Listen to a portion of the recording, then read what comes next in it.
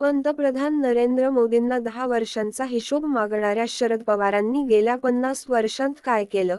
महाराष्ट्र त्यांचा भार वाहतोय, असे म्हणत गृहमंत्री अमित शहा यांनी जळजळीत टीका केली. ते मंगळवारी जळगाव येथील युवा संसद मेळाव्यात बोलत होते. राहुल गांधींचे यान 19 वेळा लॉन्च केले, पण ते अपयशी ठरले.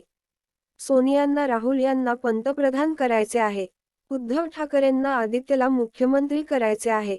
तर शरद पवारांना सुप्रिया सुळेंना मुख्यमंत्री करायचे आहे, असे म्हणत त्यांनी राजकीय घराणेशाहीवर टीकेची झोड उठवली. मविया च्या 3 चाकी रिक्षाचे टायर पंक्चर झाल्याचा उल्लेखही त्यांनी केला. फक्त मोदी सामान्यांचे. अमित शहा म्हणाले की, सोनिया गांधींना राहुल यांना पंतप्रधान करायचे आहे.